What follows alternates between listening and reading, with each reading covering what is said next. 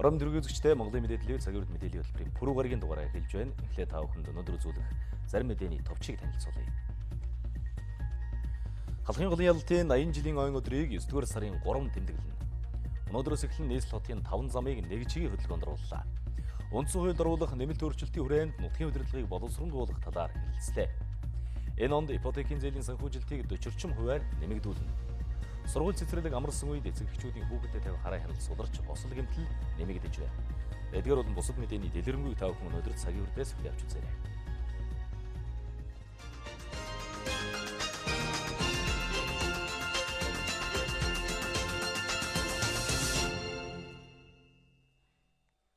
Эхний мэдээ танилцуулъя. Улсын хурлын гишүүд болон ерөнхийлөгчийн санаачлан боловсруулсан үндсэн хуулийн нэмэлт өөрчлөлтийн төслүүд дэх нутгийн удирдлагын тогтолцоотой холбогдох асуудлуудаар төрийн ордонд олон нийтийн хэлэлцүүлэг боллоо. Хэлэлцүүлэгт зөвшөлтслийн ажлын хэсгийнхэн болон хууль тогтоогчид, төр олон нийтийн байгууллагын улс төрийн намууд, эрдэмтэн судлаачид мөн орон нутгийн төлөөллүүд оролцсон байна. Үндсэн хуульд нэмэлт өөрчлөлт оруулах асуудал туйлын нухацтай хандах, мэдлэг туршлага, оюуныхаа хүч боломжийг бүрэн даашлах хэрэгтэй гэдгийг төрийн тэргүүн хэлэлцүүлэгт оролцогчид сануулад байна. Олон жилийн турш эрэл хийсэн түүхэн боломжийнхаа өмнө монголчууд бид тулж ирээд байна. За энэхүү боломжийг бодит үйл хэрэг болгох нь эрх баригчид эгээ цөрөг хүчин мөн улс төрийн бусад намууд, төрийн байгууллага, албан тушаалтан, иргэний нийгмийн байгууллагууд, эрдэмтэн судлаачид та бүхний ухамсар, хал сэдийг харах ухаан, эв эийг эрхэмлэх сэтгэлээс шууд хамаарах бөгөөд үндснийхээ эрхшгийг дээдэлсэн зөвшөлтсөл, ойлголцол голлох нөлөөтэй гэдгийг бас онцлон тэмдэглэе. Монгол улсын ерөнхийлөгч Баттулгын санаачлан боловсруулсан үндсэн хуулийн нэмэлт өөрчлөлтийн төслийн нэг гол зохицуулалт нь нутгийн удирдлагын тогтолцоог боловсронгуй болгоход чиглэж байна. Тухайлбал Улаанбаатар хотыг аймагт дүүргүүдийг сумтай адилтгсан засаг захиргааны нэгжийн одоогийн хуваарлтыг өөрчлөлттэй холбогдох заалтуудыг төсөл тусгаад байгаа юм. Одоогийн дүүргүүдийг хотын зэндаанд, хот нь аймагтай одоогийн нийслэлийн нэг хорон сумтай харгалзан хэсэг гэж нэрлэж байгаа хэсэг нь багтаа тэнцэхээр ингэж төсөөлж байгаа. Харин улсын хурлын 62 гишүүний санаачлан боловсруулсан үндсэн хуулийн нэмэлт өөрчлөлтийн төслөөр бол сум дүүргийг засаг захиргааны үндсэн нэгж байхаар тодорхойлох, бас орон нутгийн өмчийн болон татварын эрхийг баталгаажуулах саналыг гаргаад байна. Орон нутаг, аймаг, нийслэл сум дүүрэгд бол татварын хувь хэмжээ тогтоох эрхийг бол одоо ч гэсэн өгсөн явж байгаа учраас энийг найруулахын зүйтэй гэж үзээд өмчийн удирдлагыг хэрэгжүүлэх татварын хувь хэмжээг тогтоох эрхийг бол зааж байгаа юм. Үндсэн хуульд нэмэлт өөрчлөлт оруулахдаа орон нутгийн бие даасан байдлыг хангах, эдийн засгийн эрхийг нь өргөтгөхөд анхаарах шаардлага бий гэдгийг улсын хурлын гишүүн оюун чимэг тайлбарлаж байна.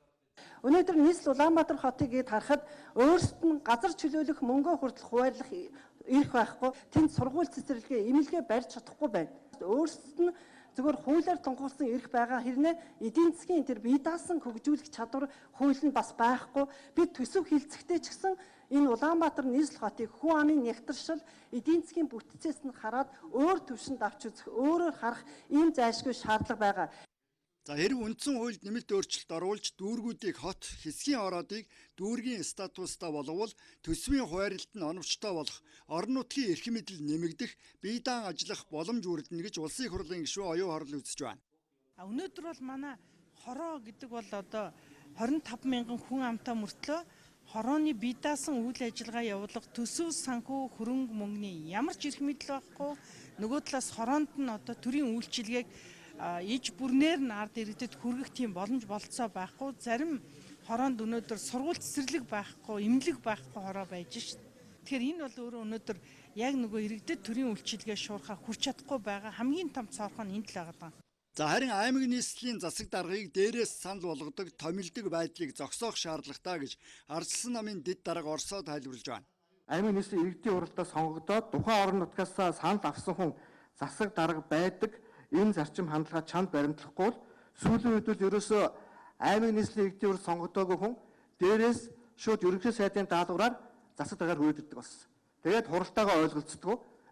За харин улсын хурлын гишүүдийн боловсруулсан үндсэн хуулийн нэмэлт өөрчлөлтийн төслөөр бол аймгийн иргэдийн төлөөлөгчдийн хурлын сонгуул явуулахгүйгээр сумын иргэдийн төлөөлөгчдийн хурлын төлөөлөгчдөөс бүрдүүлдэг байх саналыг гаргаад байгаа юм. За тухайн зохицуултыг хийснээр аймгийн төсөв сумд руу түлхүү хуваарлагддаг болох сөрөг талдаа гэсэн тайлбарыг ардсан намын төлөөлөл өгöd байна. Үндсэн хуульд нэмэлт өөрчлөлт оруулахдаа аймаг хотуудын бие даан хөгжих боломжийг бүрдүүлэхэд анхаарах хэрэгтэй гэж хууль тогтоогчид болон орон нутгийнхны төлөөлөл үзэж байна. Харин улс төрийн зарим намын хувьд үндсэн хуулийг шинжилэн найруулах саналыг гаргаад байгаа. Нийгмийн төлөөллүүд улс орны эрх ашигын үүднээс нэгдмэл байж үндсэн хуульд нэмэлт өөрчлөлт оруулах хэрэгтэй гэсэн байр суурийг улсын хурлын дарга Зандан шатраа илэрхийлээд байна. Хотын статусыг шийдэхгүйгээр үндсэн хуульд нэмэлт өөрчлөлт оруулбал ач холбогдолгүй зохицуулалт болно. Дархан Эрдэнэтээс эхлээд зарим суурин газруудыг хот болох бодиттой шаардлага бий гэдгийг улсын хурлын гишүүн Дамбочир тайлбарлаж байна. Дархан Эрдэнэтэнд бол өнөөдөр аймаг болцсон. Сум гээд 110 мянган хүнтэй давхарцсан сум бүтцтэй. Одоо бус газрууд бол 2-3 мянган хүнтэй сум байж байгаа. Засаг захиргааны анхан шатны нэгжийг бэхжүүлэх, нутгийн удирдлагын тогтолцоог боловсронгуй болгох чиглэлээр үндсэн хуульд нэмэлт өөрчлөлт оруулах шаардлага бий. Гэхдээ асуудлыг цогцоор нь шийдэх хэрэгтэй гэж хэлэлцүүлэгт оролцсон иргэдийн төлөөлөл үзэж байна. Сум дүүрэг бол нутгийн өөрийн удирдах байгууллага үндсэн нэгж гээд нэг өөрчлөлт. Энэ дэвшил мөн л дөө. Гэхдээ дутуу байна. Хоёрдугаарт нь нөгөө сум дүүргийн засаг даргыг дээрээс томилдог байсныг сонгодог болж байгаа шүү дээ. Энэ дэвшил мөн тэгтээ муу дутуу байна. Үндсэн хуулийн 5 дугаар бүлгийг бүгдийг өөрчлөх хэрэгтэй. Хоёрхан заалт өөрчлөөд болохгүй.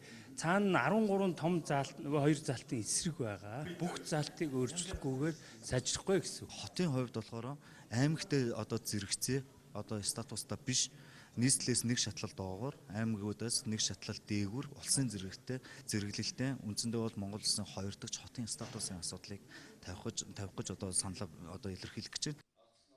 Улсын хурл үндсэн хуульд нэмэлт өөрчлөлт оруулахдаа холбогдох хэлэлцүүлгийг хийхдээ журмын тухай хуулийн заалтуудыг зөрчсөн. Цаашид үндсэн хуулийг шинжилэн найруулах шаардлагатай гэж улс төрийн зарим намын төлөөлөл мэдэгдээд байна. Энэ чухал ажлыг үндэсний эв нэгдлийг илэрхийлэгч болохын хувьд ерөнхийлөгч та өөрөө толгойлон ажлын хэсэг эсвэл үндэсний их хуралдааг зохион байгуулан түүний бүрэлдэхүүнд өнөөгийн их хурал судалтай болгон судалгүй номууд, нийгмийн зүтгэлтнүүд, эрдэмтэн судлаачид иргэний нийгмийн төлөөллийг оролцуулан үндсэн хуулийн шинжилсэн найруулгын төслийг боловсруулан хэлэлцүүлэн батлуулах ажлыг хийх нь хамгийн оновчтой арга зам болно гэж үзэж байна. Харин улсын хурл төслийн хэлэлцүүлгийг хийхдээ журмын хуулийг зөрчөөгүй гэсэн тайлбарыг улсын хурлын төрийн байгуулалтын байнгын хорооны дарга Бямсцогт өгч байна. Улсын хурлын дарга Зандан шатрын хувьд үндсэн хууль цөөн тооны дорвитой өөрчлөлтийг хийж чадвал улс орны хөгжил урагшлах бодиттой алхам болно гэсэн байр суурьтай байна. Системийн онлоор одоо цөөн хэдэн чанартай өөрчлөлтийг хийснээр маш том үр дүн гарч болдгийг дэлхийн үндсэн хуулийн судалгаа харуулж байна гэж нотолж байгаа. Харин томоохон системийн өөрчлөлтүүд нь бол ахаад байраа олох гэж суудлаа олох гэж дээрээ суудлаа доороо гүдээ олох гэж асар их хугацаа зарцуулдаг, улс орон ухардаг, бүр балардаг ийм туршлага байгаа учраас энэ тодорхой өөрчлөлтүүдээр бид санал нэгдэхийг уриалж байна. Үндсэн хуулийн нэмэлт өөрчлөлтийн төслийн талаарх олон нийтийн хэлэлцүүлэг маргааш үргэлжилж, эдийн засгийн харилцаа болон байгалийн баялагийг ашиглахтай холбогдох асуудлуудыг хөндлөе. Засгийн газрын хуралдаанаар ирээдүйн өв сангийн хөрөнгөний удирдлагыг хэрэгжүүлэх ирээдүйн өв сан корпорац хязгаарлагдмал хариуцлагатай компани байгуулж дүрмийг баталлаа. Ирээдүйн өв сан бүх ард түмний өмч байна. Харин ирээдүйн өв сан корпорац нь сангийн хөрөнгийг эзэмшихгүй, зөвхөн олгогдсон эрх хэмжээнд хөрөнгө оруулалт хийж сангийн хөрөнгийн бодит үнцнийг хадгалах, арвижуулах үүрэгтэй мэрэгжлийн бие даасан 100% төрийн өмчт компани байх юм. Ирээдүйн өв сангийн гол их үүсвэр нь ашигт малтмалын нөөц ашигласны төлбөрийн 65%, ашигт малтмалын ордын ашиглалтын тусгай зөвшөөрөл эзэмшигч, төрийн оролцоотой хуулийн этгээд болон төрийн өмчийн үйлдвэрийн газрын хувьцааны ноогдол ашиг байх юм. Одоогоор ирээдүйн өв санд 213 тэрбум төгрөг хуримтлагдаад байна.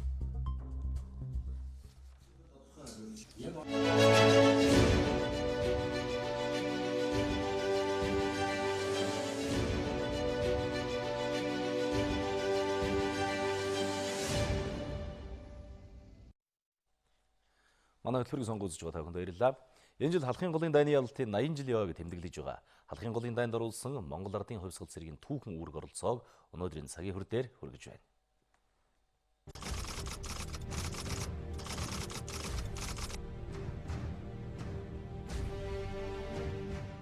Халахын Халахын голын дайнд зөвлөлтийн улаан арим, Монгол ардын хувьсгал цэрэг хамтран Японы Кантоны армийн эсрэг тулалдаж ялалт байгуулсан түүхтэй.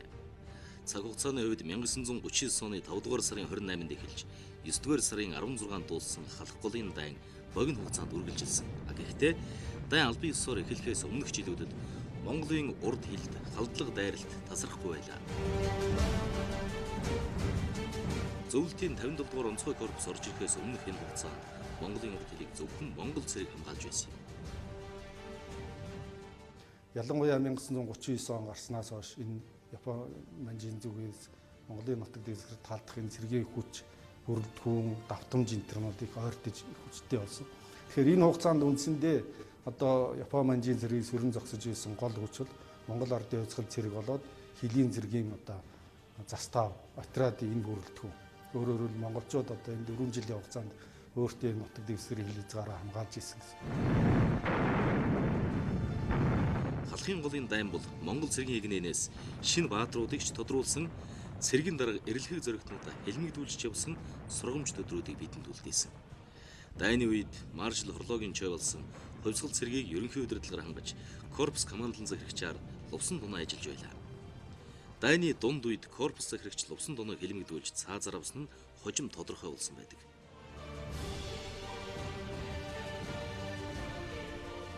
Ингээд 1939 оны 7 дугаар сараас халахын голд Монгол ардын хувьсгал цэргийн хээрийн штаб байгуулагдаж залуу жанжин лавсүрэн тэргүүтэй баатрууд намлайлан ялал байгуулсан байдаг. Мортивизийг удирдах байсан дорж, шайри буу, дандар, нямтай сүрэн нарын олон эрэлхэг зоригтнууд халах голын дайнд гавьяа байгуулсан юм. Халахын голын дайнд Монгол ардын хувьсгал цэргээс 3 мортивиз, хилийн 3 отряд, за бус төрөл мэргэжлийн зэргүүдээс бүрдсэн 8500 орчим цэрэг оролцсон гэж судлаачид үзэж байна. Халахын голын дайн бол агаарын дайралт, танк, явган цэрэг, морь цэргүүдийг багтаасан өргөн фронтын дайн байсан. Энэ дайнд зөвлөлтийн улаан арим гол үүрэг гүйцэтгэсэн. Гэхдээ Монгол ардын хувьсгал цэргийн гүйцэтгэсэн үүргийг дутуу үнэлж болохгүй. 8 дугаар сарын 20-ны ерөнхий давшилтын үед бол Монгол ардын хувьсгал цэргийн 6 дугаар морь дивиз бол фронтын зүүн гар тал, өөрөөр хэлбэл ертөнцийн зүгээр хойд талд нь Монгол ардын хувьсгал цэргийн 8 дугаар морь дивиз бол баруун гар талд нь давшилтанд орсон. За энэ өдөр бол одоо байлдааны үүргээ хамгийн амжилттай, хамгийн сайн биелүүлж хамгийн дөрөнд хилд очсон хурж цайн салбар Монгол ардын хувьсгал цэргийн 6 дугаар морь дивизээсэн. Тэмч учраас армийн 1-р үлгийн командлал тусгай тушаал гаргаж энэ Монгол ардын хувьсгал цэргийн 6 дугаар морь дивизийн бие бүрэлдэхүүн баяр хүргэж байсан гэх мэт ийм олон жишээг дурдж олон. Бас нэг гол үүрэг нь юу байсан бэ гэхээр байлдан тагнах ийм үйл ажиллагаа байсан байна. Ер нь бол одоо 6-7 дугаар сарын үед бол 6-8 дугаар дивиз, за 5 дугаар дивизээс ч бас 14 дугаар мөртөөр оролцсон. Гол үйл ажиллагаа бол байлдан тагнах үйл ажиллагаа байсан. Халахын голын дайнд Монголын талаас 8500 орчим цэрэг оролцсон бол улаан армийн 12500 орчим цэрэг оролцсон тоо байдаг.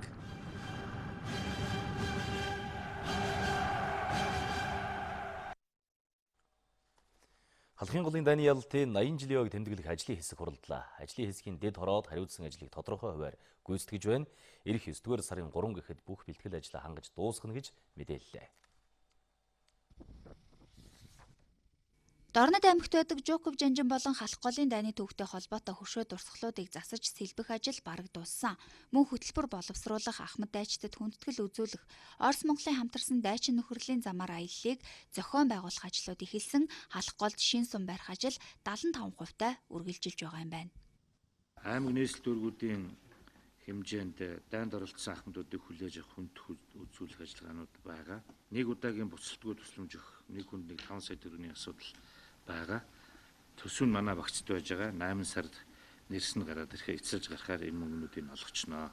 Ер нь нийт ажлын явц бол одоо бол зам талбайгаа хийж байгаа. Зөвлөгжүүлэлт бол бас одоо нөгөө ногоон талбай, мод тарих ажлууд хийгдэж байгаа. Бүх нөөц боломжоор ажиллаад одоо ер нь дуусгаж хөлөөлөж өгнө гэсэн ийм байр байдалтай ажиллаж байна.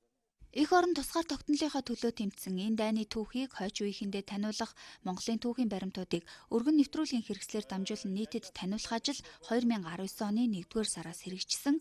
Монголын үндэсний олон нийтийн радио телевизийн тухайд он гарснаас хойш алах голын сэдвтэй холбоотой 55 нэрийн контент бэлтгэж, энэ сэдвийн хүрээнд Оросын холбооны улсын Звезда телевизтэй бүрэн хэмжээний уран сайхны кино болон баримтат кино бүтээхээр зураг авалтаа хийж дуусжээ. Эдгээр цувралуудыг бүтээх гэж Монгол улсынхаа нутаг дэвсгэрт 3500 км зам туулж зураг авалтыг хийсэн. За 5 баг хуваагдаж 30 гаруй баримтат уран сайхны тавилттай 16 зураг авалтыг хийж идүүгээ одоо пост продакшна Москва хотноо бол хийж байгаа. Нийтдээ үндэсний олон нийтийн радио телевизээр 54 нэрийн контент давхарцсан тоогоор Монголын радио 30 удаа 39 дугаарын 390 минутын нэвтрүүлгийг 20 видеотэй цацсан бол Монгол телевиз агентлаг 48 ярилцлагыг өөрсдийнхөө одоо бас хүслээр 4 төрлийн шторкийг өдөрт 4-6 удаа бол халах голтой холбоотойгоор цацж байна. 100 сая төгрөг манай яамд баталж өгсөн байгаа. За энэ 100 сая төгрөгийг 8 арга хэмжээ энд зохион байгуулж хуваарлаад ингээд ажиллаж байна. За ерөнхий боловсролын сургуулийн сурагчдын дунд ялтын ойг өгсөн асуулт хариултын уралдаан Орос хэлний олимпиадуудыг 7-оос 9 сард гэж бид нар төлөвлөж байгаа. Алах голын дайны ялалтын 80 жилийн ог тэмдэглэх гол үйл ажиллагаа 8-аас 9-р сард болно. Бидэнд бэлтгэлээ хангах ганцхан сарын хугацаа үлдээд байгааг шадар сайд сануулад шинээр олон санаа нэмэлгүй эхэлж төлөвлөсөн ажлаа чанартай сайн гүйцэтгэхийг үүрэг болголоо. Одоо нэмж шинэ ажил одоо аваад би бараг л амжихгүй болоо даа л гэж бодож байна. Ингэсээр байгаа тэгээ шинэ юм нэмээд ингээд чанарыг болоод түрүүчийнхэн төлөвлөсөн юмнуудыг шолигтой тэгээ хийж чадахгүй. Шинэ юм хийн гэж амлаад тэр нь олигтой болж чадахгүй бол энэ комиссийн ажилдаа их холбогдно. Тийм учраас тэрийг одоо хэлье. Алах голын дайны ялалтын ойг тэмдэглэн өнгөрүүлэх хүрээнд 9-р сарын 3-ны өдөр Оросын холбооны улсын ерөнхийлөгч Владимир Путин Монгол улсад айлчлана. Мөн Оросын холбооны улс болон бусад хөрш орнуудаас зочид төлөөлөгчд олон ирэх учраас зохион байгуулалт цэгцтэй, гадны төлөөлөгчдөд хүртээмжтэй байх нь чухал гэдгийг хуралдаанд оролцогчид мөн хэлж байлаа.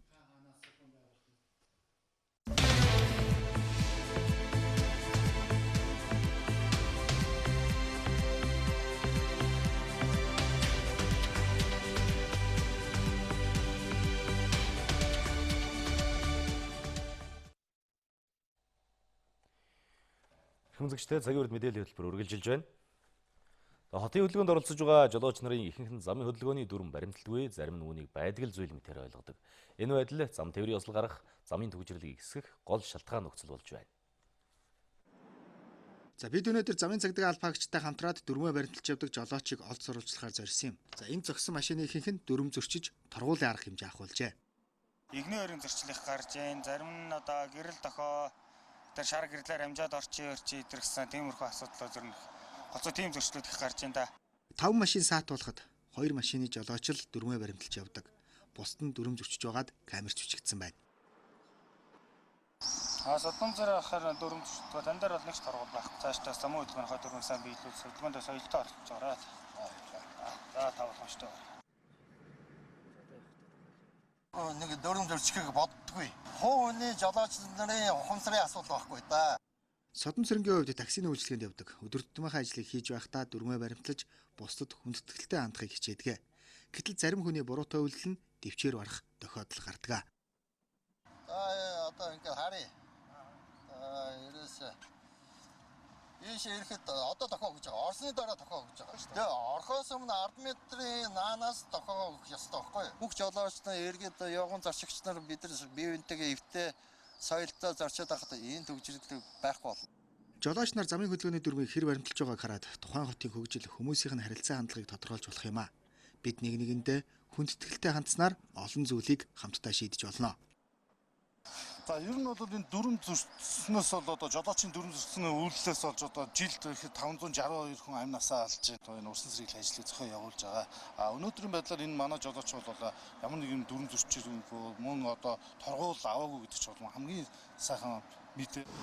Гэрлэн тохиогоор дайрч ороод эсвэл урсгал сөрж хурдалсны хэрээр ажил амжихгүй. Харин ч өөрийгөө эрсдэлд оруулдаг. Дүрм зөрчснөөр жолооч та 10,000-аас 400,000 хүртэл төгрөгөөр торгуулна. Цаашлаад эд хөрөнгө бусдын бие махбоддож гэмтэл учруулах аюултай. Тиймээс дүрмөө баримталж явахыг байнга сануулдаг юм гэдгийг тээврийн цагдаа албаагчид хэлж байсан юм а. Нийслэл хотын замын ачааллыг бууруулах түгжрэлийг сааруулах үүднээс зарим замын хөдөлгөөнд өөрчлөлт оруулж байна. Өнөөдөр 5 замыг нэг чиглэлийн хөдөлгөөнд орууллаа. Энэ замууд хороол дундах замын ачааллыг 3 дахин нэмэгдүүлж байгаа учраас нэг чиглэлийн хөдөлгөөнд шилжүүлсэн гэдгийг тээврийн Цагийн албанаас мэдээлж байна.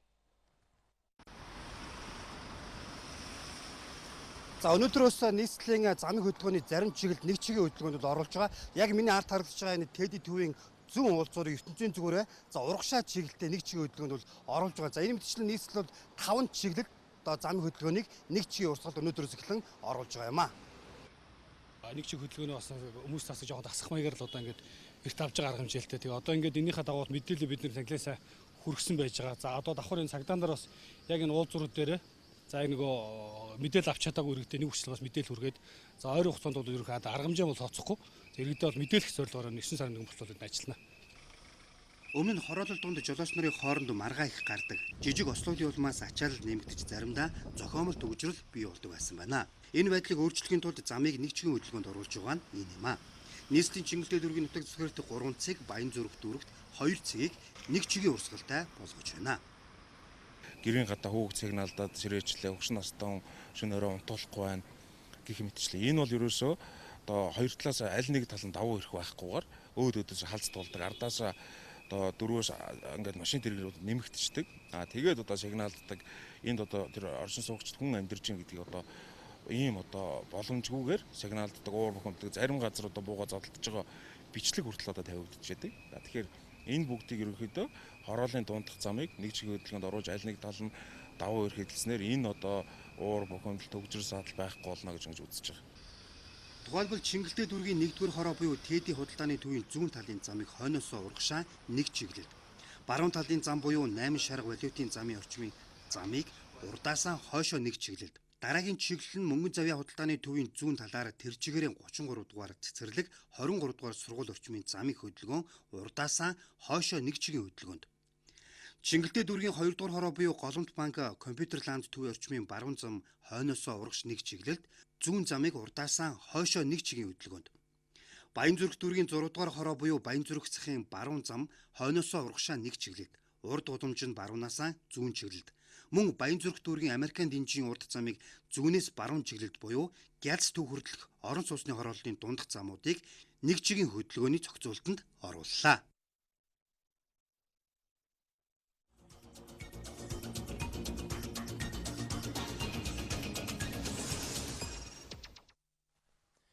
Энэ оны эхний хагас жилийн байдлаар манай улсын нийт хадгаламжийн хэмжээ 13.9 их найт төгрөг төрснөөс 83% иргэдийн хадгаламж бүрдүүлж байна. Нийт зээлийн мөн л дийлэнх хувийг иргэдийн тэр дундаа орон сууцны зээл эзэлж байна. Банкны салбарын зарим статистик мэдээллийг эдийн засгийн болон төрийн студид санчирмаа ажиллаж байна. Тэгэхээр яг энэ хадгаламжийн хэмжээ өсөхөд гол нь нөлөөлсөн хүчин зүйл юу вэ гэдгийг соёлоо. Ер нь бол долларын хадгаламж сүүлийн жилүүдэд өсөд байна гэсэн мэдээлэл бол их гардаг байсан.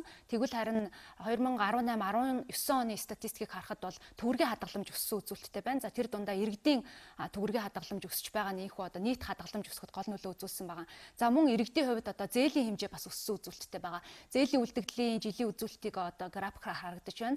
2017 оноос хойш иргэдийн хувьд одоо зээл авах идэвхэн нэмэгдэж тогтмол өсөлттэй гарч байсан үзүүлэлт харагдаж байна. За тэр дундаа 2018 оны төгсгөл 19 оны ихэнх хаваар бол зээлийн хэмжээ одоо тогтмол өссөн, огцом нэмэгдсэн юм дүр зураг харагдаж байна. 19 оны одоо эхний 6 сар буюу хагас жилийн байдлах үзүүлэлтээр бол зээлийн үлдэгдэл 26% өссөн. За энэ нь 9.4 их найт төгрөгт хүрсэн юм үзүүлэлт байгаамаа. Харин хувийн байгууллагын зээлийн үлдэгдэл бол 10% өссөн үзүүлэлттэй байгаа. За хувийн байгууллагын зээлийн үлдэгдлийн мэдээллийг мөн тодруулж харъя.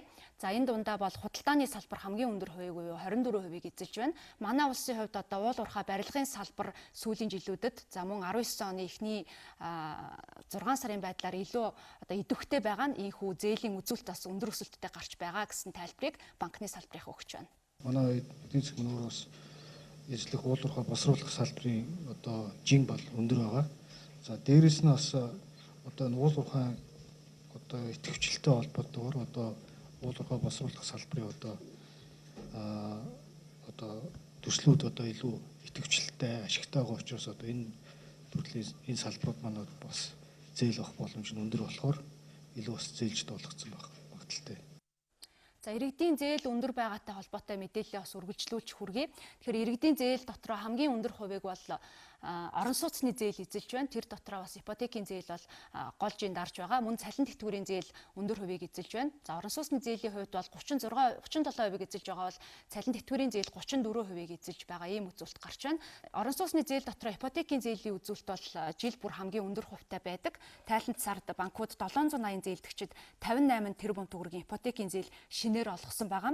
За үүний 46%-ыг бол хөтөлбөрийн 56% нь банкуудын өөрийн хүүсрээр олгосон зээл эзэлж байна.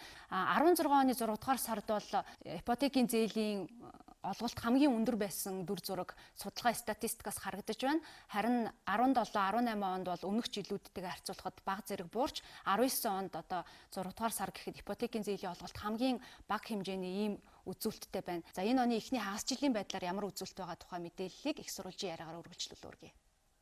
Засгийн газар Монгол банк банкуудын өөрийн хүүсрээс нийтдээ оны эхний хагас жилийн байдлаар бол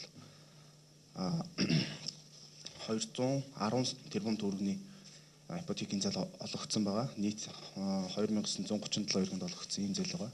За тэгэхээр энэ зээл маань өөрөө тогтмол хүүтэй ингэж олгож байгаа. За энэс гадна яг тогтмол хүүтэй биш банкуудын яг хөтөлбөрт хамаарахгүйгээр ингэж олгогдож байгаа их усрууд бол байгаа. Яг сүүлийн жилүүдийн ипотекийн зээлийн олголтын хувь хэмжээг бас тодруулснаа. За одоо дэлгэцэнд бас яг энэ тухай дэлгэрэнгүй мэдээлэл харагдаж байна. Ер нь ипотекийн зээл бол огт зогсоогүй үргэлжилж явсаар байсан. Гэсэн хэдий ч олголт нь бол бас харьцангуй өөр байсан үзүүлэлт харагдаж байна. 13 онд хамгийн өндөр өсөлттэй одоо хамгийн их ипотекийн зээлийг олгож байсан бол 14-15 онд бол энэ тоо огцон буурсан. За 17 онд 16 онтой харьцуулахад бол 2 дахин буурсан дүр зураг харагдаж байна. За 18 онд бол 17 оноос бага 309 болж ингэж буурсан байгаа. За 19 онд энэ үзүүлэлтийг дахиж нэмэгдүүлнэ гэсэн бодлого тайлбарыг бол салбарын яамныхны зүгээс өгч байна. За 19 оны хувьд ипотекийн зээлийг ямар байдлаар үргэлжлүүлж хэрхэн нэмэгдүүлэх тухай тодорхой мэдээллийг салбарын яамны төрийн нарийн бичгийн даргын тайлбараар одоо үзүүлье. За өнгөрсөн оны мөн үетэй харьцуулах юм бол одоо 1.5 дахин их одоо зээл олгохтой байна. Ер нь бол бид нар одоо ипотекийн зээлийн хэрэгцээг бол бид нар сард 1000 орчим иргэнд олгоод байхад бол энэ бол болцооны одоо шаардлагыг хангана гэж үздэг. За бид бол энэ жил одоо энэ тооцоогоор 460 тэрбум төгрөгөөр тооцож үзэх юм бол бид нар 8-9 мянган иргэнд олгочих болцоотой. За ипотекийн зээлийн хувьд одоо жигнэсэн дундаж хүн 11% байна гэсэн мэдээллийг банкны салбарынхны зүгээс өгч байна. За харин нийт шинээр олгосон төгрөгийн зээлийн жигнэсэн дундаж хүн 17%. За хувийн байгууллагад олгосон зээлийн жигнэсэн дундаж хүн 16% байна гэсэн хамгийн сүүлийн 6 дугаар сарын статистик мэдээллийг банкны салбарынхнаас өнөөдөр танилцуулсан юм а. Эдийн засгийн болон санчирмаа тавхан дөрвөлээ дараагийн мэдээ танилцуулъя. Сургууль цэцэрлэг амарсан үед эцэг эхчүүдийн хүүхэдтэй тавих хараа хяналт сулардаг. Энэвээр хүүхдүүд хөл гараа хугалах зэрэг ахуйн гэмтэл их гардаг байна. Зарим хүүхэд хүнд хагалгаанд орж насан туршдаа хөгжлийн бэрхшээлтэй болж байгаа нь эцэг эхийн хайхрамжгүй байдалтай холбоотой гэж эмч мэргэжилтнүүд онцоллоо. Гэмтэл цогц судлалын үндэсний төвд сүүлийн 20 хоногийн хугацаанд гэмтэж бэртсэн 8000 гаруй хүүхэд иржээ. Тухайлбал 13 настай энэ хүү амралтаараа хөдөө хамаатны дамоор унж байгаад хүнд гэмтсэн байна. Олон молгын чангалгүй эмээл нь холбоос тэгж унгаж юус гэмтээсэн байна. Шөнөрөөс ойлоо дээрээс хөл молны өдөөд ойлоо дээрээс их хүнд байдгийм байна. Өөрт нэг шаналгаатай. Дунд хэсгээрээ дашуу урд зүрсэн. Уурлын зүр бол ихтэй. Энэ бол ерөнхийдөө мориноос унж гэмтнэ гэдэг маань хүүхд гэмтлэх чинь дан ганц нэг мөч ухраа зогсохгүй. Ер нь хавсарсан хам хүнд гэмтлүүд гар, чивлээ, хавир гуурах, уушиг нэвтрэх, дотор ирэхтэн бас нэвтрж гэмтэх, дунд чумг, шилб ер нь хаан ясууд бүгд хугарах, дотор цулга ирэхтэн тархины гэмтэл авах тийм эрсдэлтэй. Гудамж талбай хүүхдийн тоглоомын талбайд ч хүүхэд тоглох үеэрээ гэмтэх эрсдэлтэй учраас хамгийн түрүүнд эцэг эхчүүд хүүхдээ аюулгүй байгаа эсхийг анхаарах хэрэгтэй. Бас эргэн тойрондтой нь хаа сайгүй хүүхдүүд тоглож байгаа гэдгийг хүн бүр анхаарах хэрэгтэйг дараах жишээгээр харуулъя. Гэрийн гадаа тоглож байгаад машин чүрүүлсэн. Тэгээд хөл нь хугарцсан байгаа. Шилбэрээ. Тэгэхээр ер нь эцэг эхчүүдэд сануулж хэлэхэд хүүхдүүдийн гадаа тоглоход нь сайн харж явахгүй бол гадаа байрны гадаа аюулгүй гэж бодож итэл нөгөө машин тэрэгч ирээд шүргэх дайрах юмчнууд ингээ гарт юм байна. Хүүхдийн гэмтэл дотроос төлөгдөлт хамгийн их анхаарал татсан асуудал болоод байгааг эмч мэрэгчлэтнүүд хэлж байна. Эцэг эх нь хүүхдийг хормын төдийд эзэнгүй орхисноос болж хүүхэд халуун хуалцаанд төлөгдөж байна. Нөгөө хүн харж агаад гараад оргиод ороод хооронд нь болохоор халуун сутаа цай татаад тасгацсан байсан. Гүн төлөгдсөн тэгээд гэрт тоглож байгаа хүүхдтэй хамт нэг шүүнд унсан. Гүүж явж агаад хоолн дээр унах, эсвэл халуун савтай цай татах, за хос услагтай цай татах, аяхтай цай татах. Нөгөө хоол унданд амар их төлөгдөж ирж байна. Ивэр үл хүүхдүүд төлөгдөж ирдэг. Тэгээд тэрнээсээ болоод энэ түлэнхийн өвчин гэдэг нь маань хүн хүүхдүүдэд үүсдэг. За тэрнээсээ болоод халдвараас болоод хүүхдүүд түлэнхийн сепсисээр хүндрээд тэрнээс болоод нас орох эрсдэл маш өндөр. Хүүхдийг осол гэмтлээс сэргийлж чадвал өдөрт 2000 гаруй хүүхдийн амь нас эрүүл мэндийг аврах боломжтой гэж Дэлхийн эрүүл мэндийн байгууллага судалгаа гаргаж байжээ. Судалгаагаар хүүхдийн осол гэмтлийн 80 гаруй хувь нь томчуудын хайхрамжгүй байдлаас үүдэлтэй байдаг байна. Дулаар онгоцтой скутер, скейт, ролик, дугуй. Тэгээ орон нутгад болохоор энэ уул нь бол одоо хууль дүрмчин бол одоо ангилалтай мотоцикл барих хэрэгтэй байдаг. Гэтэл одоо манад ирж байгаа жишээгээр бол ерөнхийдөө 13, 4 тавтай хүүхдүүдтэй хөдөө орон нутгад болохоор мотоцикл явдаг. Тэгээ замаа дагж байгаад машинтай мөргөлдөх тийм эрсдлүүд байдаг. Одоо дунд чөмөг шилб мөч туурна гэдэг чинь аль нэг эргэтэн л дахир дутуу болно гэсэн үг. Хэдхэн хоногийн өмнө 4 настай хүү хагас автомат угаалгын машины хатаагч дотор ороод гацсан. Эцэг эх нь онцгой байдлын албадуудан хүүхдийг гэмтээлгүй авч чадсан. Хүүхдийн амралт үргэлжилж байгаа энэ өдрүүдэд эцэг эхчүүд хүүхдтэд тавих хараа хяналтаа өндөржүүлэхгүй бол харамсалтай тохиолдлууд их гарч байна.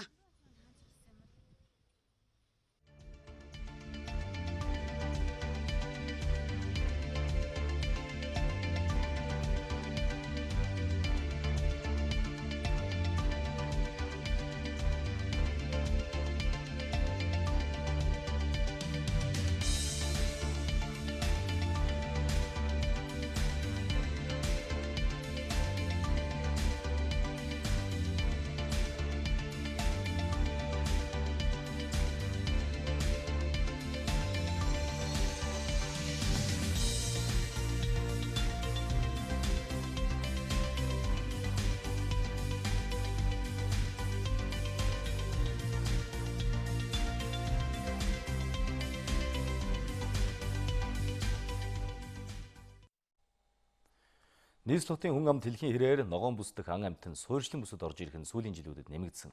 Үүнээс болж зэрлэг ан амьтад бэртэж гэмтэх тохиолдол их гарч байгааг нийслэлийн байгаль орчны газраас мэдээлж байна. Хамгийн сүүлдэхэд 2 хоногийн өмнө талын сар шувуу хүнд гэмтсэн байдалтай иржээ.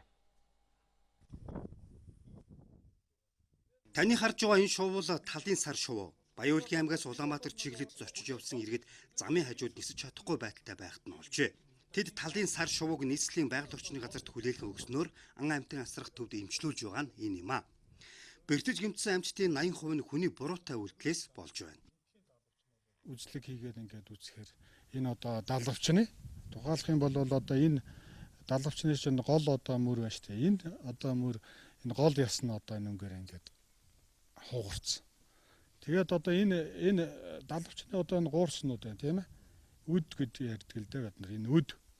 Энэ үднүүдийн одоо энэ тусгай утсанд сүүлийн өдрүүд ан амьтны дуудлагад асрахгүй байгаа юм а. Дуудлагын дийлэнх нь гэр хашаанд амьтан орж ирээд хүүхдүүд тоглох боломжгүй боллоо гэсэн мэдээлэл зөнхлөн иржээ. Жишээ нь өвөр гүнтийн тусландаа гарсан энэ айлын хашаанд өмхий хүрэн олноор гүйлдэх болсон байна.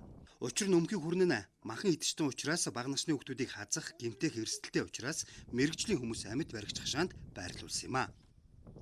Махчин амьтан хүүхдүүд аюултай гэдэг хүнээс сонсоод тэгээд шуурхай албанд дуудлага өгсөн. Нөгөө жоох хүүхдүүдийн лагер дээр байдаг болохоор хүүхдүүд аюултай гэдэг гадаа гарч тоглоход хадж өрнө гэдэг. Тэгээд шуурхай албанд дуудлага өгсөн. Дийлэнхтэн шувуу бор хөрөөсөө дорго өмхий хүрэн янзах зэрэг амьтад суурьшлийн өмсөд орж ирлээ гэсэн дуудлага их байдаг байна. Амьтдыг хамгаалах чиглэлд нийслэлийн байгаль орчны газраас хэд хэдэн ажлуудыг хэрэгжүүлж эхэлсэн байна. Тухайлбал ногоон бүс орчимд 2 камер суурилуулсан ч хангалттай хэмжээнд хүрэхгүй байгаа гэлээ.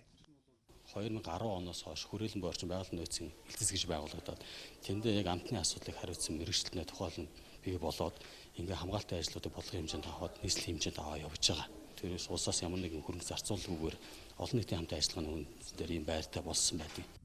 Улсын хэмжээнд ганц гэж хэлж болохоор ан амьтан асрах төв үйл ажиллагаа явуулаад 2 жил болж байна. Энэ төвд бэртэж гэмтсэн амьтдыг эмчилж байгальтан тавьдаг. Гэтэл одоогийн байгууламж нь хаанаач хүрэлцэхгүй хүндрэлтэй зүйл их байгааг амьтны эмч хэлж байна. Энэ эхлэлийн төдий явж байгаа нь одоо маш сайн хэрэг. Гэхдээ учир дутагдaltaй юм байгаа. Бид нар одоо олон улсын өөрөө хэллээ тэр олон улсын стандарт энэ гэдэг ярьж байна. Бид нар бол одоо тэр жишгт бол хүрэх болоогүй дөнгөж жил эхэлж байгаа. Ер нь тийм болгомоор байна л да. Ер нь тийм ямыг одоо болгох хэрэгтэй. Хэд замбраагүй газар олголтоос болж нийслэлийн ногоон бүсдэх айлургуудын тоо жил ирэх бүр нэмэгдэх болсон. Энэ байдлаас болж амьтны нүдэнд битгийл хүний нүдэнд харагдахгүй торон хашаа барьснаас зэрлэг амьтад бэртэж гэмтэх өөхөх тохиолдол байсаар байгаамаа. Иймд ногоон бүс орчмын айлургууд амьтдад ээлтэй хашаа барих нь чухал байна. Өвөрнгай аймгийн хожир суманд жилбэр зохион байгуулагддаг Монгол эсгийн урлалын баярт энэ жил 300 орчим гадаадын жуулчин оролцжээ. Тэд Монгол эсгийн урлах явцыг сонирхож нутгийн иргэдтэй хамт цагаан эдээ боловсруулж Монгол ёс заншилтай танилцсан байна. Нутгийн иргэдэд түшиглэн эко аялал жуулчлалыг хөгжүүлэх, нүүдэлчин соёл иргэншлийг дотоод гадаадын жуулчдад сурталчлах зорилготой Монгол эсгийн урлалын баяр энэ жил өргөн хүрээг хамарч дотоод гадаадын 1000 орчим аялагчид үзэж Монгол ёс заншил ахуйн соёлтой танилцлаа. Хонь хургаан харгаж энэ одоо эскийг хийхэд одоо яаж анхны түүх эдийн бэлддэг гэдэг зүйлийг одоо онцлон харуулж байгаа. Жуулчдын маань одоо бас авж явж байгаа аялууд буюу одоо эдийг төчтмаар одоо бас сайхан оролцож энэ Монгол уламжлалын талаар одоо бас зөв сайхан таниулж энэ одоо аял жуулчлалаа хөгжүүлэлт нь одоо бас нэлээд хувь нэмэр болж байгаа юм хэрэг талархалтай байна. Монгол эсгийн баярын үеэр цагаан эдээ боловсруулах аргыг боддоор үзүүлсэн нь жуулчдын сонирхлыг их татаж байлаа. Түүнчлэн эсгийн урлалын бүтээлүүдээр үзэсгэлэн дэлгэсэн нь Монгол ёс заншлыг жуулчдад сурталчлахаас гадна орон нутгийн иргэдийн үйлдвэрлэсэн гар урлалын бүтээгдэхүүнийг борлуулахад чухал нөлөө үзүүлжээ. Анх энэ урлалын наадмыг, эсгийн урлалын наадмыг 6хан жуулчинтайгаар оролцоотой байж исэн бол одоо 200 гаруй хүмүүс ирсэн. Нийт нутгийн иргэдэн оролцоо айгүй сайн, их уламжлал болгон явагдаж байгаа нь бол талархууштай байна. Би анх удаа Монголд ирж байна. Сэтгэл маш өндөр байгаагаас гадна өөрийгөө их азтай байна гэж бодож байна. Өнөөдөр Монголын ахуй соёлыг яг дэрэгдээс нь харж мэдэрч байгаадаа баяртай байна. Эсгийн гэртээ нүүдэлчид эсгийгээ хэрхэн хийдгийг боддоор нь харлаа. Монголд анх ирэхдээ Улаанбаатарт наадам үзэж байсан. Энэ удаад жижиг наадмын хэмжээтэй Монгол заншлыг харуулсан эсгийн уралтын баярыг үзсэндээ сэтгэл өндөр байна. Хоёр тарлан, хоёр хар сарлахтай ирлээс тулд хэмжээ сайхан болж жил болгон ирж үзтий. Хүүхдүүд ирэл тэгэл сонирхоо сайхан юм уу? Тарлаг тэгэл ягт тэгэл усноо сайтай, жавар төсөвтэй. Өвөлдөө нотор нүдл юрдийн гэсгөр хэрэглэн.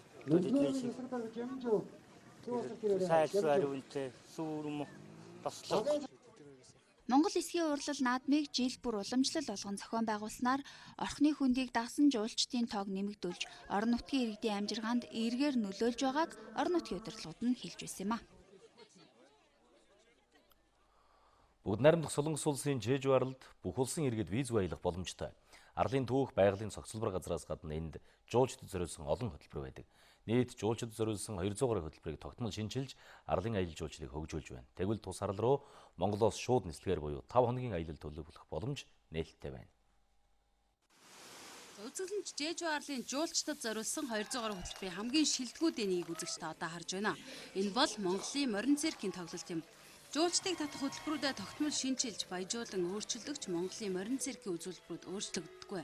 Жуулчдыг татдаг хамгийн сонирхолтой хөтөлбөрүүдийн нэгт ордог юм байна. Ер нь бол өдөрт 3 тоглолт хийдэг л дээ. Тэгээд жилийн 365 хоног үргэлж хийдэг. Зэрэгтэл бол маш их байдаг. Доороо хийж нэг тоглолтын дундад зэрэгтлэхэд 200-аас 300 байдаг. Манай тоглолтыг маш гоёор хүлээж авдаг. Арлаар аялах, усан онгоцоор далаад гарах, түүхэн газруудад очиж үзэх, тоглолт үзэх гээд Жэжүү арал дээр жуулчдад сонголт олон байдаг юм байна. Ээлж амралт авч аялал төлөвлөсөн нь олон байна. Солонгосын тухай, Жэжүүгийн тухай гоё мэдэж авсандаа бас одоо юм хөдөлж авснаас илүү их бахархаж байна. Жишээлхэд бол энд монголчууд 100 жилийн турш бол хувилаа хааны үед энд байж исэн юм байна. Тэгэхээр монголчуудын явсан тийм одоо улам өрөөл одоо өнөөдөр ч гэсэн харагдаж байна. Жэжүү арал дээр 200 гаруй үзэр үйлчлэгээний байгууллагын хамгийн одоо гоё хамгийн шилдэг эснүүдийг үздэг байгаа. Тэгээд Чежу арал бас хоол хүнс нь монголчуудад одоо эхний хувлааны дэсэн цэргүүдтэй холбоотой учраас маш хоол унд одоо өв соёлын тул маш түүхэн тусгал газрууд нэлээд байдаг. Чежу арал руу аялал төлөвлөх бол Airmarket Holiday-г сонгож шууд нислэхээр 5 хоног аялах боломжтой. Онгоцон цууснаас 3 цагийн дараа л танд дээрх 200 гаруй хөтөлбөр сонголтод бэлэн байх нэ. Чежугийн одоо энэ багц аялалд нь одоо зөвхөн онгоцны тийзний үнээр одоо юу орсон бэ гэхээр онгоцны тийз нь хоёр талтай зочид буудал, хоол унаа, үзүр, даатгал, гайд, орчуулагч гэдэг одоо бүх зардал нь ороод онгоцны тийзний үнээр аялах боломжтой гэсэн.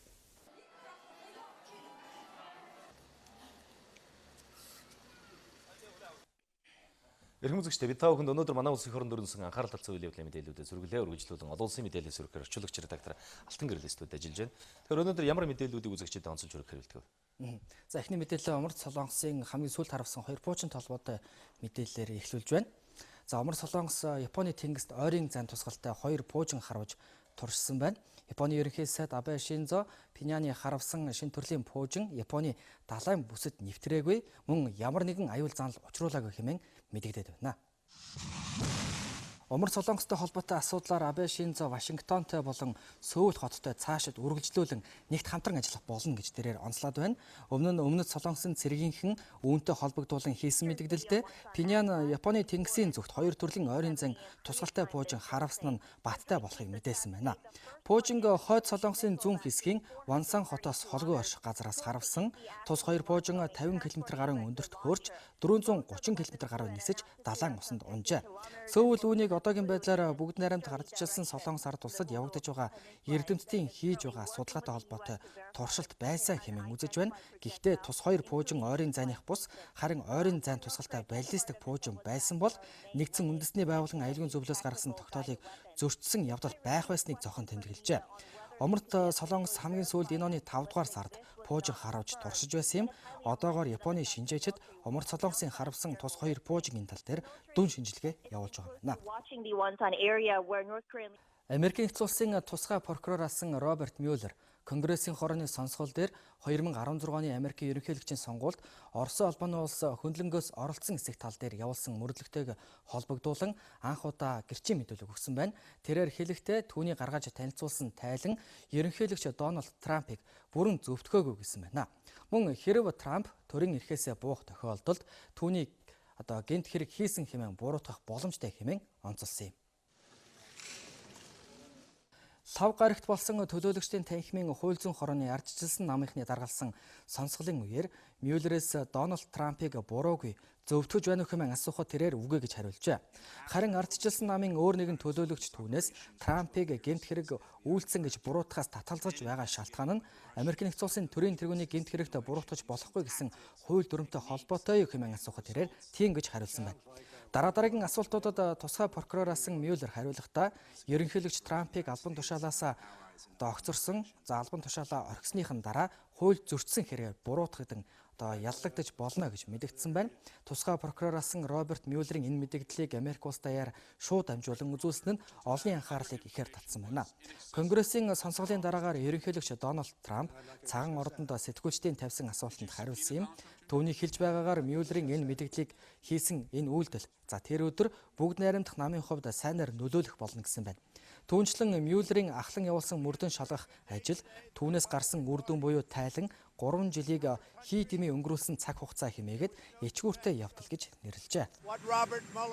Жебхатан Нусра гэх террорист бүлэглэлийн алан хядагчид Сирийн хойд хэсэгт орших Алеппо хотын энгийн номхон иргэд оршин суудаг орон сууцны хороолол руу гал нээсэн байна. Хотын Цагийн газраас өгсөн мэдээллээр энгийн оршин суугчид алан хядагчдын халдлагад өртөж 3 хүн амиа алдсны дотор 2 нь бага насны хүүхэд байсныг мэдэгджээ. Их сурвалжуудын мэдээлснээр алан хядагчид Алеппо хотын баруун хэсэг буюу захад орших Рашидын гэх газраас гал нээсэн хэмээн онцолж байна. Халдлагын улмаас 3 хүн нас барж 15 гаруй хүн шархагдсан байна. Халдлагад өртөж шархагдсан иргэдийг Ар-Рази гэх эмнэлэг болон их сургуулийн госпиталд хүргэн эмчилүүлж байгаа юм байна. Сирийн цэргийн хүчнийхэн алан хядагчдын байрлаж байсан байршил руу хариу цохилт өгсөн байна. Үр дүнд нь хэд хэдэн пуужин болон зэвсэг төхөөрөмж устгагдсан гэжээ. Алан хядагчдын дотроос нилээдгүй ам өргөдөж зарим нь шархагдсан байна. Энэ сарын 22-нд мөн тус хотод алан хядагчид энгийн номхон иргэд рүү гал нээж халдлага үйлдсэн хэрэг гарсан. Тус халдлагын үеэр 7 хүн ам өргөдөж хэдэн 10 хүн мөрдөж шархагдсан юм а. Энэтхэгт сүүлийн 1-7 хоногийн дотор олон удаагийн аянга буусан хэмээн мэдээлж байна. Сүүлд өгсөн мэдээллээр 51 хүн аянга цохиулж нас барсан байна. Энэтхэгийн Бихар болон Жаркханд мужийн нутаг дэвсгэрт их хэмжээний аадар бороо үргэлжлэн орж олон 10 удаагийн хүчтэй аянга цахилгаан буусан хэмээн мэдээлж байна. Улмаар байгалийн гамшигт үзэгдлийн улмаас иргэд харамсалтайгаар нас баржээ.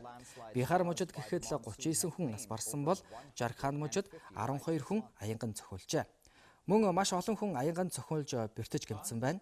Энэтхэгийн эрх баригчид аянган цохиулан ам өргөдсөн болон бэртсэн хүмүүсийн ар гэрээхэнд материаллыг тусламж үзүүлэхээр төлөвлөж байгаагаа мэдээлж байна. 6 дугаар сарын сүүлээр Өмнөд Азийн орнуудад хүчтэй мусан салхины гамшиг нүүрлэж эхэлсэн юм. Энэхүү байгалийн гамшигт үзэгдэл сүүлийн 10 жилд болж байгаагүй хамгийн хүчтэй аюултай салхиар нэрлэгдэж байгаа юм а. Мөн их хэмжээний аадар бороо орсны улмаас авто тээврийн харилцаанд бэрхшээл үүсгэж улмаар доголдоход хүргэсэн байна. Байгалийн гамшигт үзэгдлийн улмаас олон зуун байшин барилга нурж сүйдсэн. Түүнийгээ дагаад олон 10 удаагийн золгүй явдал ар араасаа гарчээ. Үүнд аянган цохиулж нас барсан хүмүүсийн золгүй явдал голлох анхаарлын төвд ороод байгааг мэдээлж байна. Венесуелийн ерөнхийлөгч Николас Мадуро улс оронд нь болж байгаа цахилгаан эрчим хүчний саатал мөн эрчим хүчний системд нь халдах механизмын шалтгааны талаар мэдээлэл өгөхөө амласан байна. Тэрээр энэ бүхний ард Америкийн нэгдсэн улс оролцож нөлөө үзүүлсэн хэмээн мэдэгдсэн байна. Мадуро Венесуелийг хамарсан томоохон хэмжээний эрчим хүчний саатал доголдол түүний цаана нь Америкийн нэгдсэн улсын оролцоо зохицуулалттай халдлага бүхий нөлөө бий гэж хэлсэн байна. Түүний хэлж байгаагаар Венесуэл улс өндөр технологийн цахилгаан соронзон долгионы халдлагад өртсөн хохирогч хэмээн онцолжээ. Энэ талаар Шинхуа агентлаг уламжилсан байна. Энэ бол Венесуэлийг ялан дийлэх сулруулах гэж маш их хичээж байгаа Америкийн империализм байсан гэж Мадуро хэлээд өнөө хүртэл Америкийн нэгдсэн улс Венесуэлийг ялж чадаагүй төдийгүй цааш үргэлжлүүлэгч боломжгүй хэмээсэн байна. Мөн энэхүү явдлыг анх удаагийн тохиолдол биш гэдгийг цохон тэмдэглэжээ. За үзэгчид олон улсад өрнсөн үйл явдлын мэдээлэлээс хүргэлээ. Ирэх үзэгчдээ олон улсын мэдээлэлээс орчуулагч редактор Алтан Гэрэл тав хүнд хүргэлээ. Үргэлжлүүлэн спортын мэдээлэлээс өргөхөөр ерөөлт студид ажиллаж байна. За өнөөдөр үзэгчдэд ямар мэдээллүүдийг онцолж хүргэх хэрэглэв. За спортын ертөнцид олон сонирхолтой үйл явдлууд болж байна. Эхлээд үзэгч та хүндээ өнөөдөр манай хорон болсон онцлог үйл явдлын мэдээлэлээс хүргэхээр бэлтгэлээ. За Монголын тусгай олимпийн хороо Монголын хөлбөмбөгийн холбоотой хамтран Азийн хөлбөмбөгийн 7 хоног арга хэмжээг зохион байгуулж байна. Аз ТV-ийн улсуудад энэ сарын 20-оос 27-ны хооронд зохион байгуулагдаж буй Азийн хөлбөмбөгийн 7 хоног манай улсад амжилттай зохион байгуулагдаж байна. Монголын тусгай олимпийн хороо Монголын хөлбөмбөгийн холбооны дэмжлэгтэй Азийн хөлбөмбөгийн 7 хоногийн өдрөлгийг хамтдаа тоглоё, хамтдаа аялын өрөөндөө зохион байгуулж байна. Энэ хамгийн том спортоор дамжуулаад нийгэмд тийм ээ одоо энэ тусгай олимпийн гишүүд одоо хөгжлийн мэргэжилтэд оюун мэргэжилтэд өгдөгийг зөв хандлага төрүүлэх. За энэ спортоор дамжуулж нийгмийн одоо анхаарлыг одоо хүмүүсээ татах, за бие болдрыг хүмүүжүүлэх ийм одоо цааш холбогдолтой юм хэмжээ болж байгаа маа. Одоо баг тамирчдыг бэлдэх, одоо дасгалжуулагч нар маш их хэрэгтэй байдаг. Энэ дээр бол мэдээж бидний хувьд бол тулгарч байгаа бас нэг бэрхшээлүүдийн нэг манай баг тамирчдыг дасгалжуулагчдын тоо цөөхөн байдаг. Энэ тал дээр бол Монголын хөлбөмбөгийн холбоо маш сайн дэмжлэгтэйгээр бас оролцож байгаа. Энэ тамирчдыг бэлдэх, одоо дасгалжуулагч нарыг бэлдэж байгаа. Нэгдсэн хөлбөмбөгийн нөхөрсөг тэмцээнд цагаан барууд Хөх Нинжа, UB найзууд, Galaxy Stars багуудын 30 тамирчин оролцож байна. Энэ тэмцээн Монголын тусгай олимпийн хорооны тамирчин, дэмжигч тамирчин болох хүсэлтэй хүүхэд залуус нээлттэй юм а. Тэгээ манай багийн өнөөдөр тоглосон сайр одоо 3 олон тоглоод сайр яалаад 3 ялсан. Тэгээд одоо тоглож байна. Хүүхдүүд эрсдээ орж байна, гоё орж байна хүүхдүүд ингээ зөв тоглоод гой тоглож байна. Аагаал энийг тоглож байна. Азийн хөлбөмбөгийн 7 хоногийн хүрээнд зохион байгуулагдаж буй олон арга хэмжээний нэг болсон нэгдсэн нөхөрсөг тэмцээний оролцогч багууд идэвхтэй чадварлаг тоглож байгааг зохион байгуулагчид онцлон ярьж байлаа. Мэргэжлийн тулааны соён холбоо Монгол улсын мэргэжлийн тулаанчдыг дэлхийн нийтэд танилцуулах олон улсад гарах зорилготой үүсгэн байгуулагдсан. Соён холбооны эхний тулаанууд өнөөдөр спортын төвөртөнд боллоо. Монголын боксing үйл ажиллагааг дэмжих энэ спортоор хичээлж байгаа тамирчдыг дэлхийн давцанд хүчээс орох боломжийг нээх зорилготой Соён холбоо нь дэлхийн боксing зөвлөл буюу WBC-гийн харьяа дорн болон номхон далайн боксing холбооны албан ёсны гишүүн холбоо юм а. Тус холбооны гишүүн болсноор Монголын тамирчдын хийсэн Улаанбaatar холбооны албан ёсны бүртгэлд орж шинэ залуу тамирчид өөрсдийгөө дэлхийн давцанд нээх боломжтойг холбооны удирдлагууд онцолж байлаа. Тэг яагаад холбоо байгуулах вэ гэхээр би бол боксing хүн биш ч гэсэн Монголын залуучууд бүхэл салбарт одоо энэ барууны ертөнцтэй ялангуяа соёлт ертөнцтэй нэг шудагтай, жаягтай тийм ээ ингэж одоо хөгжиж байгаа орнуудаас л дуураймаар байгаа юм л да. Манай энэ одоо спортод амбиа зориулж байгаа, амьдралаа зориулж байгаа залуучууд байна шүү дээ. Монголынхон төрийн далбааг өргөхийн тулд бол одоо сонирхчийн бокс, олимпийн бокс тоглож байна. А гэтэл цаанаа тэр чинь тэрнийг хүлээж байгаа маш олон залуучууд тэнд орж чадахгүй ч гэсэн одоо зүтгэж байгаа залуучуудаа бид боломж олгоё. Өнөөдрийн тулаануудыг Японы мэрэгжлийн боксing зөвлөлийн нарийн бичгийн дарга, дорнуулан номхон далайн боксing холбооны удирдах зөвлөлийн дарга Yosokуshi Tsuyoshi тэргүүтээ шүүгчдийн бүрэлдэхүүн удирдах явуулсан юм. Мөн тэмцээний өмнө Монголын 23 шүүгчийг олон улсын шүүгчийн сургалтанд хамруулж олон улсын шүүгчийн зэрэглэл олгосон. Мэргэжлийн боксing ертөнцид сүүлийн үед монголчууд гарч ирж байгаа. Одоо бүх төвшөндөө бэлтгэл сургуультай хийгээд зөв системээр хөгжүүлээд эхлэвэл тун хүчтэй өрсөлдөгчд гарч ирнэ. Монголд мэргэжлийн боксing холбоо байгуулагдаж байгаа нь маш чухал. Тамирчдаа бэлтгэл хийх, орчин бүрдүүлэх, гэрээ хилцээр хийхэд холбооны үүрэг асар их байдаг. Мэргэжлийн боксing спортыг хөгжүүлэхэд эхлэл чухал байдаг. Тиймээс эхлэлээ тавьсан байхад шат дараагаар цаашаа хөгжөөд явна. Өнөөдрийн хамгийн ихний тулаанд өн болт мөн Эрдэнэийг ялсан бол эмэгтэйчүүдийн тулаанд инх жаргал жаргалан нар тулалдаж шүүгчдийн саналаар хоёр тамирчны тулаанд тэнцээгээр өндөрлсөн юм а. Эмэгтэйчүүдийн тулаанд Японы тамирчин Хигано тулалдах байсан ч эмчийн магадлалаар тулалдах боломжгүй болж түүний оронд инх жаргал тулалдлаа. Мөн эрэгтэйчүүдийн 60 кг-ын жинд Цэнт сүрэн Жамбатыг 75 кг-ын жинд Бэмбертэн Нор балыг тус яллаа. Монгол улсын тод манлаа уяач Гаваагийн Батхуу агсны нэрэмжит өндөр гэгээний хурд 2019 наадам чигшмэл хурдан мордын уралдаан болж өндөрлөө. Өндөр гэгээний хурд 2019 наадам шигшмэл хурдан мордын уралдаан Харгантын үндийн зүлэг ногоонд дэмжиж боллоо. Наадамд 32 бүх барилдснаас аймгийн зам Бунд хорол төрүүлэн аймгийн зам Даваа сүрэн үзүүрлээ. Шигшмэл хурдан мордын азарны уралдаанд Улс аймаг сумын алдарт уяачдын 43 азар гарааны зурхаанаас хөдөлж Өрхангай аймгийн Баян-Өндөр сумын угуул Мянган буугийн инг шатрын хул азраг төрүүлсэн байна. Их насны мордын уралдаанд 74 шандас хүлэг уралдсанаас Өрхангай аймгийн 900 сумын уяач Нэргүүн хонгор түрүү магнаа торгонжлоо өргүүллээ. Соёлонгийн уралдаанд 48 шандас хүлэг гарааны зурхаагаас гарч Төгөрөг сумын уяач Нохоо цагааны сартаа гүн төрүүлсэн байна.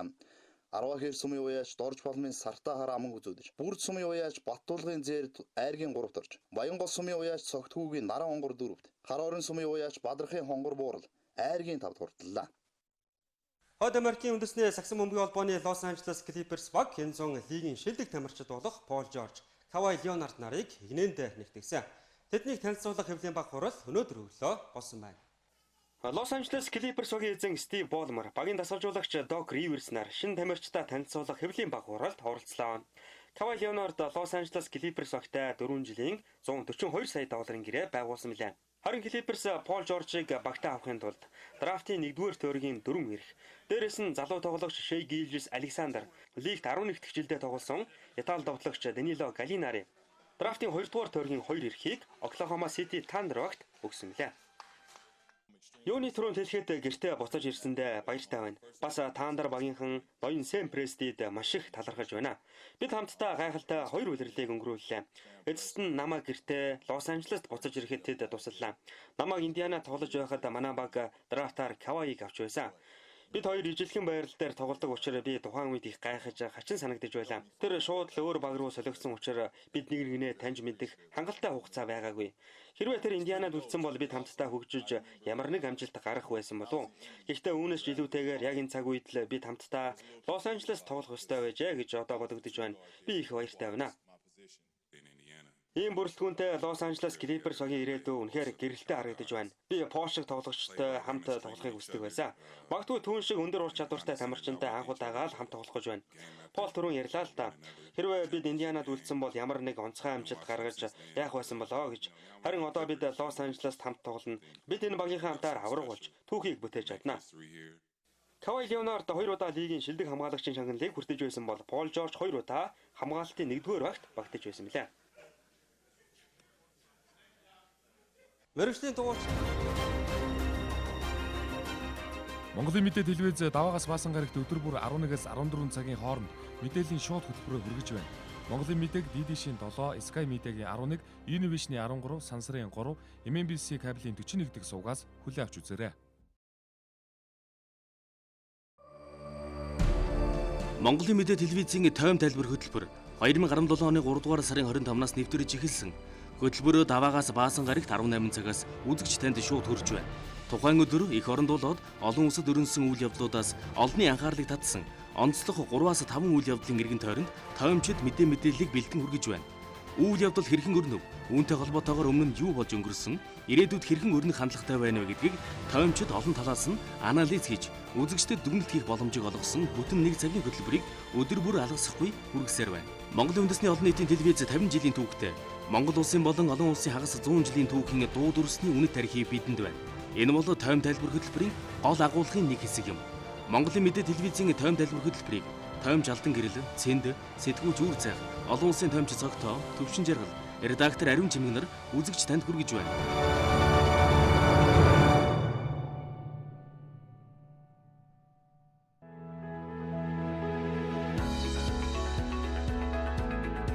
Монголын мэдээ телевизийн орон нутгийн мэдээ хөтөлбөр Монгол орны 21 аймагаас өөрийн тусгай сурвалжлагч нэрийнхээ газар дээрээс нь бэлтгэсэн мэдээллийг бодиттой шуурхаагаар үзэгч та бүхэнд хүргэх болно. Анхангаа аймаг дахь сэтгүүлч анх манлай. Монголын мэдээд сурвалжлагч Саран Чимэг. Монголын мэдээ сувгийн сурвалжлагч Наран Цэцэг. 2017 оны Монгол улсын шилдэг аймаг Өмнөг аймагаас Дархуул аймаг дахь сурвалжлагч Буян шиг мэдээлж байна. Улсын хөгжил сумаас сумын хөгжил багаас эхэлнэ. Говьалтай аймгийн 18 сум 2 тосгон 84 багийн ард иргэдийн аж амьдрал Цагийн мэдээллийг 200 га талбайг нь хашаажуулж 22 хуудгийг гаргахнэ. Онцлог үйл явдлын мэдээллийг бэлтгэн өргөнэ. Орон нутгийн мэдээ хөтөлбөрийг үзэгч та бүхэн даваа лав баасан гаргуудын 19 цаг 40 минутаас хүлээн авч үзээрэй. Нийгэмд өрнөж байгаа хамгийн их анхаарал татсан ард иргэдийн эрх ашигтай холбоотой сэдвийг халуун сэдэв нэвтрүүлгээр онцолдог. Олон талын их сурвалж үйл явдлын газар дээр нь очиж иргэдийг бид сонсно. Иргэн таны эрх зөрчигдөж байвал бидэнд танд. Авилга, ашиг сонирхол, чимээг өргсөн хууль бус шийдвэр, хүүхдийн эрх гээд олон сэдвийн хүрээ. Эрхэм үзэгч та бүхэндээ өнөөдөр манай их оронд болоод хөлийн чандад өрнөсөн спортын онцлог үйл явдал тэмцээн хурлааны мэдээлэлээс хүргэлээ. Спортын мэдээг ерөөлт та бүхэнд хүргэлээ. Одоо та бүхэнд цаг агарын сэрэмжлүүлэх мэдээ танилцуулъя. За дөнгөж сая бас нийслэл Улаанбаатар хотод хүчтэй усрахаг аадар бороо орсон. Өнөө маргааш та нутгийн баруун хагаст усрахаг бороо орох тул болзошгүй өөрөөс аянга цахилгаан салхины аюулаас сэрэмжтэй байхыг анхааруулж байна. 27 онд Төвийн аймагуудын ихэнх нутгаар бороо орно. Баруун говь болон зүүн аймагуудын нутгийн зарим газраар дуу цахилгаантай аадар бороо. 28-нд нутгийн хойд хагаст, 29-нд төв болон зүүн аймагуудын нутгаар, 30-нд нутгийн зүүн хэсгээр үргэлжилсэн бороо орно. Салхи 27-28-нд нутгийн зарим газраар, 29-нд говь тал хээрийн нутгаар секундэд төр зуур 16-аас 18 м хүрчрүүлсэн. Алтай хангай хөвсгөл хинтийн уулархаг нутаг тэрэлж голын хөндийгөөр шөндөө 2-оос 7, өдөртөө 13-аас 18 хэм дулаан. Алтайн өвөргөв болон говийн аймагуудын нутгийн өмнөд хэсгээр шөндөө 17-оос 22, өдөртөө 30-аас 35 хэм. Бусад нутгаар шөндөө 8-аас 13, өдөртөө 18-аас 23 хэм дулаан байна. Хугацааны сүүлээр нутгийн зүүн хагаст сэрүүснэ гэж ус цагуурын хүрээлэнгээс манайд мэдээлүүллээ. Одоо та бүхэн ойрын өдрүүдийн нийт нутгийн цаг агарын мэдээ хүлээн авна. Өлгийд бороотой шөндөө 10 хэм, өдөртөө 18 хэм дулаан. Улаангомд бороотой шөндөө 14, өдөртөө 21 хэм дулаан байна. Ховдод бороотой шөндөө 12, өдөртөө 21 хэм дулаан. Алтайд шөндөө үйлшин 8 хэм, өдөртөө бороотой 17 хэм дулаан. Ястай бороо орно шөндөө 9 хэм, өдөртөө 19 хэм дулаан. Тосон цэнгэл бороо орно шөндөө 8 хэм, өдөртөө 18 хэм дулаан. Баян хонгорт Багвар үүлдээ шөндөө 13 хэм, өдөртөө 22 хэм дулаан. Мөрөнд бороо орно шөндөө 11 хэм, өдөртөө 21 хэм дулаан. Хатгал бороо орно шөндөө 8 хэм, өдөртөө 17 хэм дулаан. Цэцэрлэгт бороо орно шөндөө 9 хэм, өдөртөө 22 хэм дулаан. Хар хоринд шөндөө үйлшин 12 хэм, өдөртөө бороотой 24 хэм дулаан. Арвахэр шөндөө үйлшин 12 хэм, өдөртөө бороотой 23 хэм дулаан. Булганд бороо орно шөндөө 11 хэм, өдөртөө 24 хэм дулаан. Дархан хотод шөндөө үйлшин 17 хэм өдөртөө бороотой 27 хэм дулаан. Эрдэнэт төр зургийн мөр орон шөнөдөө 10 хэм өдөртөө 23 хэм дулаан. Чойр дүүлшин шөнөдөө 15 хэм өдөртөө 28 хэм дулаан. Сүхбаатарт бороо орон шөнөдөө 16 хэм өдөртөө 26 хэм дулаан. Зүүн хараад шөнөдөө үйлшин 15 хэм өдөртөө бороотой 27 хэм дулаан. Зуумодод шөнөдөө үйлшин 13 хэм өдөртөө бороо орон 24 хэм дулаан. Багнуур төр зургийн мөр орон шөнөдөө 12 хэм өдөртөө 24 хэм дулаан. Чингис хотод шөнөдөө төр зургийн мөр орон 15 хэм дулаан өдөртөө үйлшин 26 хэм дулаан. Барууртад үйлшин шөнөдөө 15 өдөртөө 30 хэм дулаан. Чойволсонд үйлшин шөнөдөө 15 хэм өдөртөө 26 хэм дулаан. Мандгойд үйлшин шөнөдөө 14 хэм өдөртөө 30 хэм дулаан. Далан задагтад үйлшин шөнөдөө 18 хэм өдөртөө 33 хэм дулаан. Хамбогдод үйлшин шөнөдөө 21 хэм өдөртөө 36 хэм дулаан. Сайн шандад үйлшин шөнөдөө 19 хэм өдөртөө 36 хэм дулаан. Замын өдөд үйлшин шөнөдөө 20 хэм өдөртөө 36 хэм дулаан. Дизл Улаанбаатар хотод төр зургийн мөр орон шөнөдөө 15 хэм өдөртөө 26 хэм дулаан байна.